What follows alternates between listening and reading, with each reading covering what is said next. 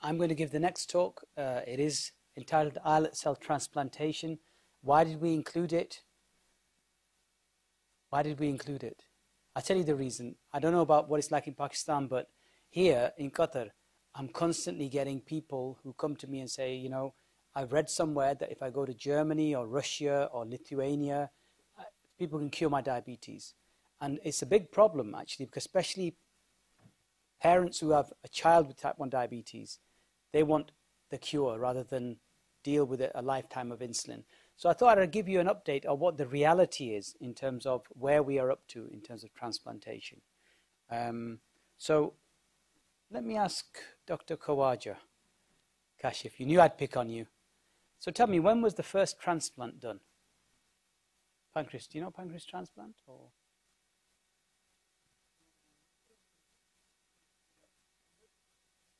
1900s, okay, right. Okay, this is my disclosures. So, in fact, islet transplantation has evolved from whole pancreas transplant, right? And in 1966, actually, the first whole pancreas transplant was performed in Minnesota. And since then, there have been about 30,000 transplants that have been performed in the world. And the reason I can speak to it with some credibility is because I worked in Manchester, and actually in Manchester we are now the leading pancreas transplant centre, whole pancreas and islet transplant centre in Europe. Now, if you think about history of Manchester, we actually, the Manchester Royal Infirmary where I worked, started in 1848 and I left in 2014.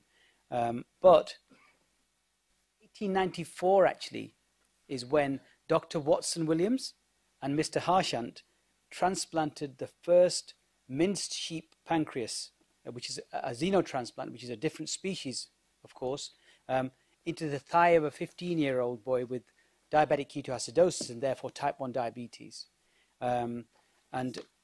Actually, there was an improvement in glucose, but it only lasted for about 24 hours. So if you think about history, you know, people have been trying to experiment with this procedure for a long, long time. In terms of islet cell transplantation, and I'll go into what the technique involves, really the first, I guess, good go at this was 1974, when somebody called Paul Lacey, he basically worked out that if you put in islets, you need to first of all digest them, and then have them kind of away from all the proteins so they start to function in terms of as the beta and the alpha cells. And before that, people had tried, you know, just putting a whole pancreas in, and it wasn't really working very well. And he realized that actually if you separate out these cells, they will work better. So Paul Lacey did the first transplant. Let me just see, yeah. Then came along Sutherland in 1980. This was again in Minnesota, actually.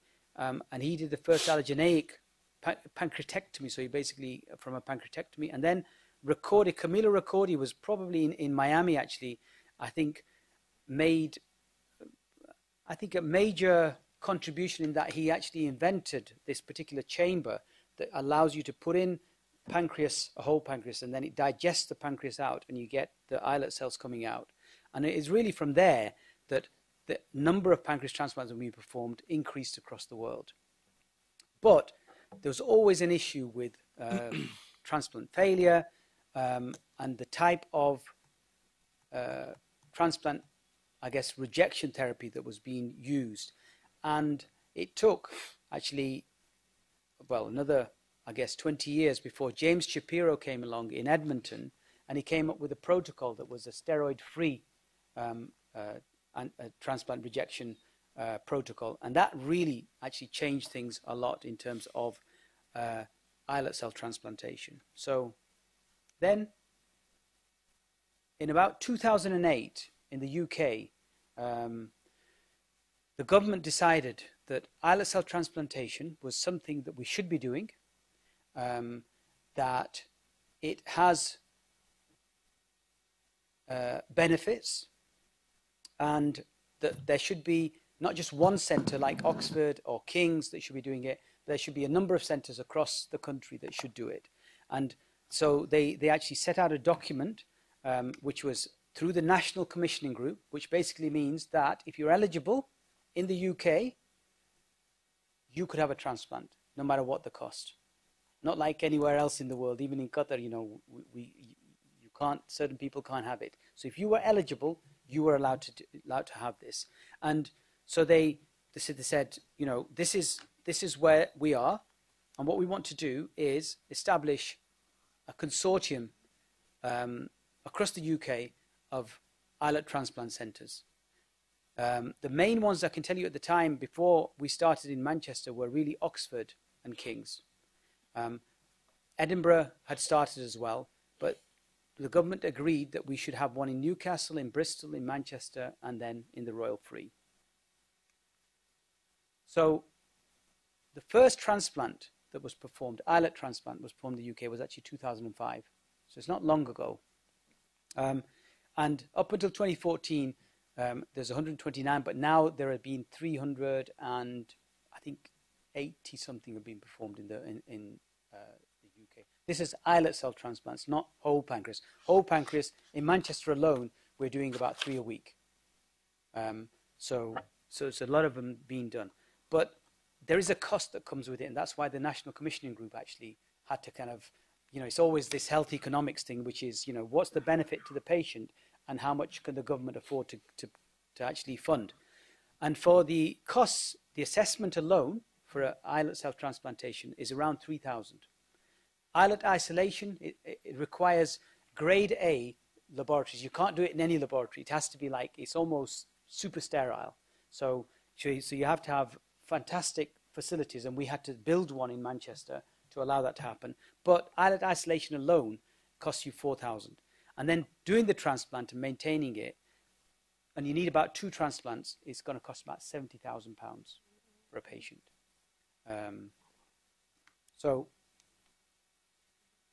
Sorry? Yeah, at least. Yeah. So there are certain criteria that you have to fulfill, and who's suitable, because everybody now, of course, will say, well, I want an islet transplant, right? But it isn't that way. So you have to actually, in the UK, to fulfill the consortium criteria, type 1 diabetes for more than 5 years. You have to be aged between 18 and 65, C-peptide negative, that is that you're not producing insulin, and your GFR has to be within the normal range for your age. The key priority that I used to use as a criteria, so actually around 2012 to 2008, no, 2010 actually, I was approached and said, you know, we haven't got an islet cell transplant, would you like to do it? And, you know, before that, I was always interested in complications. And then I said no. And then 2 months later, the managers came back to me again and said, would you like to, please, would you do it? I said, look, you know, I'm too busy doing whatever. And then the reason why they were so keen, the managers, for a transplant program is, do you know why? Normally managers aren't bothered, because if we did every transplant we do, the Manchester Royal Infirmary would get £50,000 from the costs, right? So that was a good reason for us to do it. So first priority actually is those patients, and this is how I selected them, recurrent severe hypoglycemia, right? Of at least 1 year's duration with at least 2 episodes of severe hypoglycemia, which means they've been admitted to hospital with a coma, they've had a seizure, or they've had a documented blood glucose concentration of less than 2 millimoles per litre. So these, you have to fulfill these conditions. And the reason you might say, well, hang on, islet cell transplants help you with diabetes, type 1 diabetes. So what's happening? You've got a beta cell going in, and it's pushing out insulin. So how does that help? Why is it particularly helpful for people with hypoglycemia, recurrent hypoglycemia? Anybody?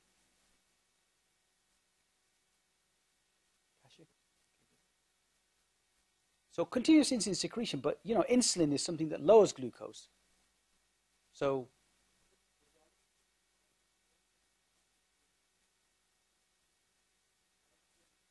yeah, it does. I mean, you'd think physiologically that you've got these beta cells there that are pushing out just the right amount of insulin, right? But actually, what do islets contain? glucagon. Yeah. So they actually are secreting glucagon as well. And that's actually the reason. That's one of the key things that in islet cell transplant, when we give an islet, we give the whole alpha, beta, delta, everything, right? So actually, we don't just have insulin supply to these people. They also get a little bit of glucagon that gets secreted. So they actually have a normal balance of their hormones to maintain glucose levels. And that's why it's particularly useful. Yeah. Yeah, it's an endogenous sensor. Yeah. So so that was the first priority that we were going to give. And then second priority was if they had complications already, right? So if they had progressing in terms of their retinopathy or worsening microalbuminuria or painful neuropathy of increasing severity. Who is not suitable? Well, the following. Insulin, if you're requiring more than 0.7 units of insulin per kilogram per day. Why? Bigger mass is required. Sorry? And the bigger mass of pancreas is required. So actually, you know what? The beta cells that you put in, 60% of them actually die straight away. And so you're left with these 40% of beta cells, and really, they can't cope. So it's no point giving somebody who's big, who would require huge amounts of insulin. Or more than 50 units per day for a 70 kilogram patient. If you're overweight, if you have a BMI over 28, and if you have poor kidney function. Why poor kidney function? Immunosuppression is required, I think. Anti-transplant medication. Very good. So transplant medication, actually, when you give anti-rejection or immunosuppressants, they actually have an impact on the GFR, and they drop your GFR by on average 20 units. So if you already have a patient who's got impaired renal function, they'll can potentially go into kind of chronic renal failure. So you don't want that. So in Manchester, we developed a pathway, actually, because, you know, suddenly we found that it hit the papers and everybody was coming to us and saying, we want an islet transplant. And of course, you know, you can't give everybody an islet transplant. So we actually have worked out a pathway, which is we review the patients in terms of their insulin treatment, and we actually give them a trial of what's called insulin pump therapy, which is CSII, along with sensors, to try and see, because the primary reason we were transplanting is this recurrent hypoglycemia. So if this all works well, and their recurrent hypoglycemia disappears, actually, we're fine. We've no need for a transplant. But if you see that they have risks, and they have, you know, you assess their risks and benefits, and then actually, because we had a very good whole pancreas transplant program, as well as the islet transplant program, we would say, you know what, you would benefit from a whole pancreas transplant, and they would go into that program, or we would say, right, well, let's work you up for an islet cell transplant. Pre-transplant workup, lots of clinic visits, and I'll tell you honestly, I used to spend almost 3 hours assessing these patients and doing all the blood tests in terms of their HLA typing, everything, to work out whether or not they're suitable. We also had, we still do continuous glucose monitoring to see, you know, whether they really are getting recurrent hypos. You have to do renal scans, you have to do cardiac scans, liver scans, and I'll tell you a reason why we do liver scans. Lots of blood tests, psychological assessment, actually, because there are a lot of people who come forward and say, you know what, they make up things that they've had recurrent hypoglycemia because they don't want this thing of insulin all their life. They just want a transplant. They don't realize the complexities of it. And then various other checks. The waiting time in Manchester is about 6 to 18 months. So we actually, once they're on the list, we deliberately, you know, we work them through the clinic and keep having them come back, because it's not like, you know, an easy thing to do. So before the islets are given, so basically we've got a transplant list of patients. Probably, I think at the moment, there's about 40 people waiting. And what we have to do is wait to see when there's an HLA match somewhere for an islet transplant. Might be that somebody's, a donor is in Aberdeen or something. And we would then alert the patient, bring them into the ward, and get them ready for the transplant. Admitted to the ward, nil by mouth, get them on instant IV infusion, put anticoagulants, and then start the anti-rejection therapy, which used to be Campath. And then, really, the islet cell transplant procedure actually is really very, very easy, not difficult. What you need is a very good vascular radiologist who is able to puncture the hepatic portal vein, right?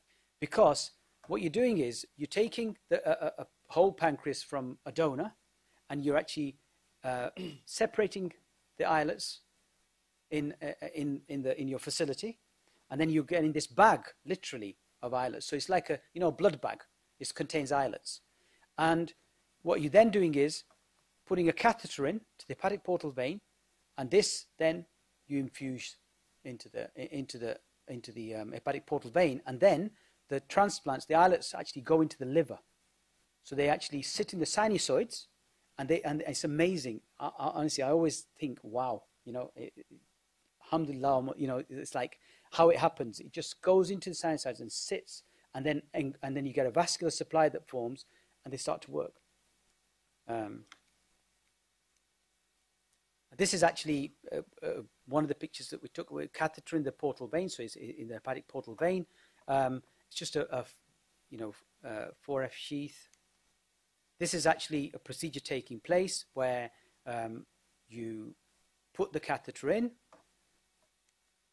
and then this used to be my job as the physician in the transplant. So that's all we used to do: hold the bag and slowly squeeze it in.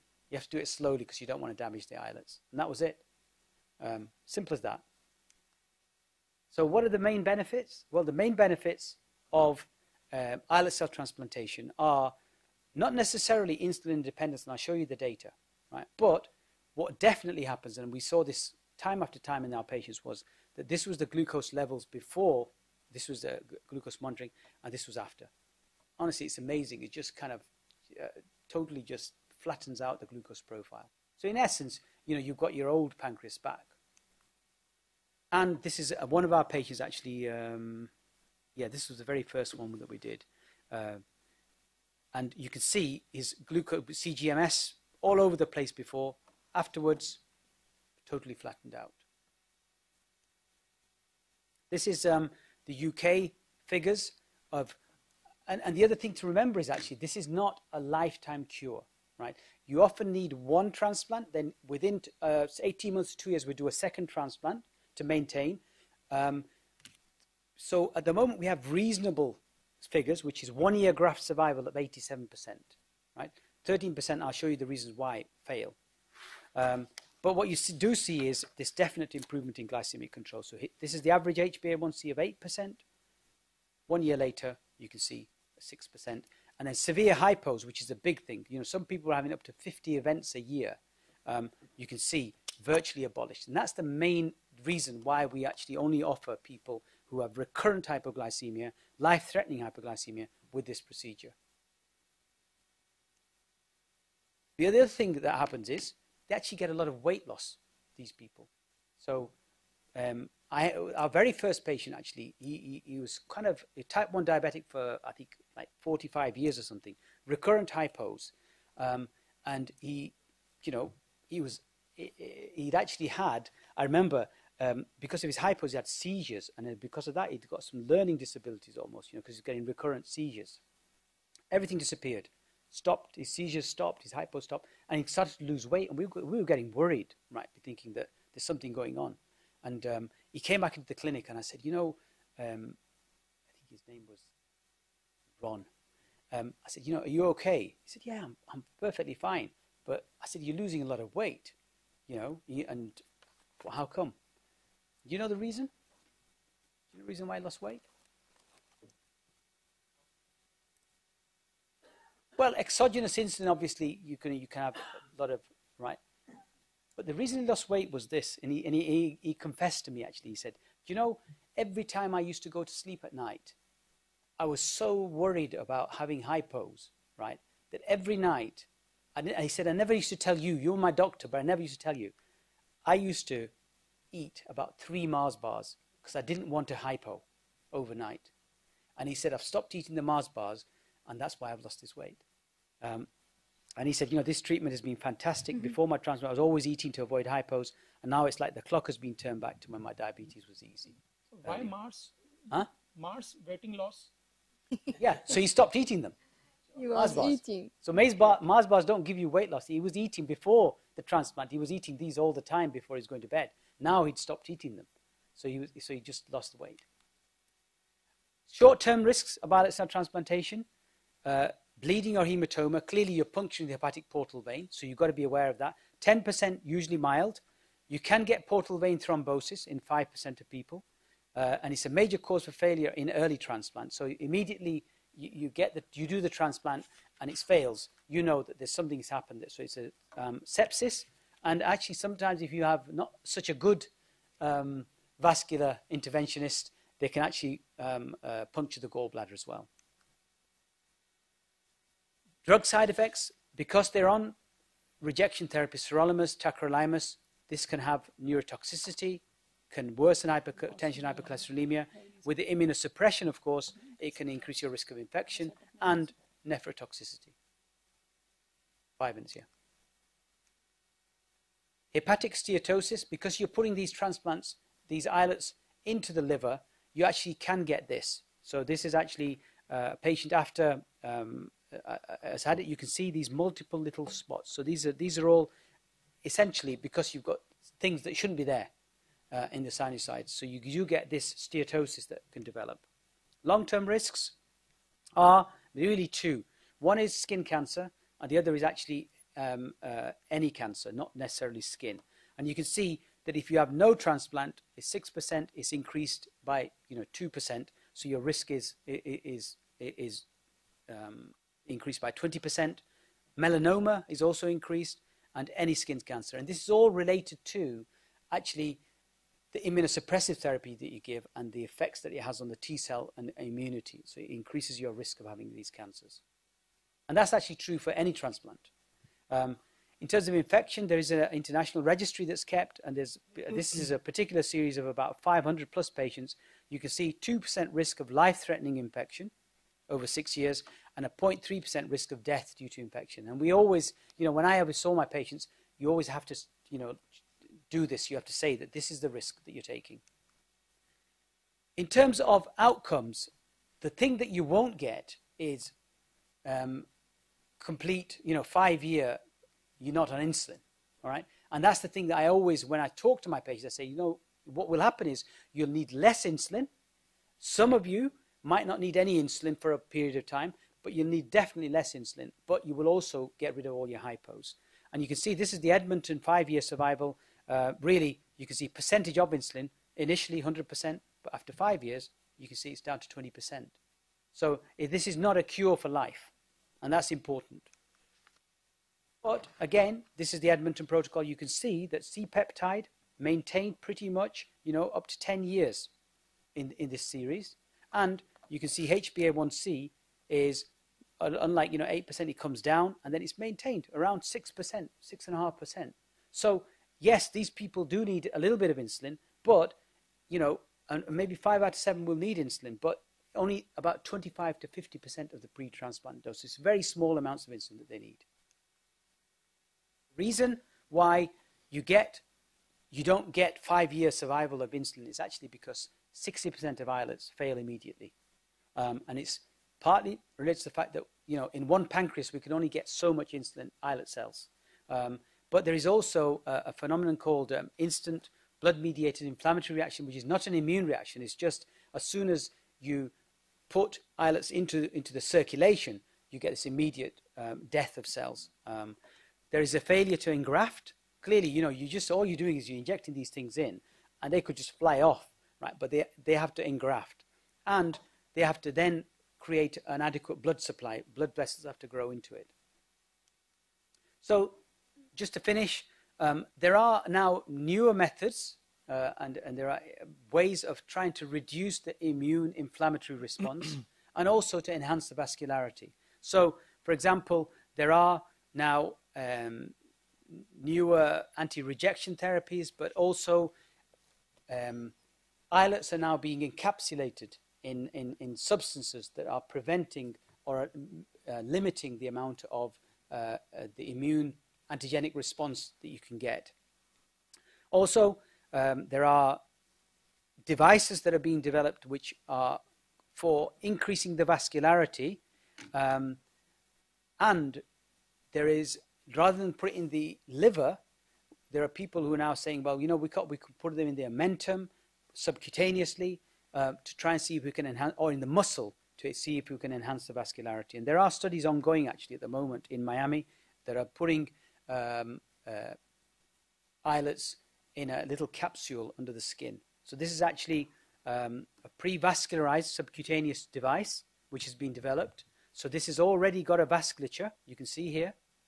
And you put the islets under there, and then the vessels actually grow into around the islets. And you can put this subcutaneously. And you can see here, the results in terms of their initial results, they get the glucose comes down very nicely, but it only lasts for about 100 days. So they're now trying to develop better ways of maintaining these islets. So future avenues are going to be, unless we get in vitro expansion of human islets, so fetal pancreases, so you don't get an immune response, we will still depend on donors. There is genetically engineered non-islet or human cell lines. Stem cells, I don't know. Maybe in another 5 or 10 years. Xenotransplantation from other species, so you can actually get, for example, pig is a good xenotransplant, so you could get islets from there, but you have to modify them to transplant them. And then the big thing that a lot of people are working on, a lot of companies in the US actually, is encapsulation of the islets. So if you can put these islets inside a capsule that doesn't allow the antigenic inflammatory response and an adequate vasculature, then actually you don't have to put as high a dose of anti-rejection therapy. And then there's these biodegradable scaffolds to protect the beta cells when you place them in the omentum, and they actually are doing studies in Miami.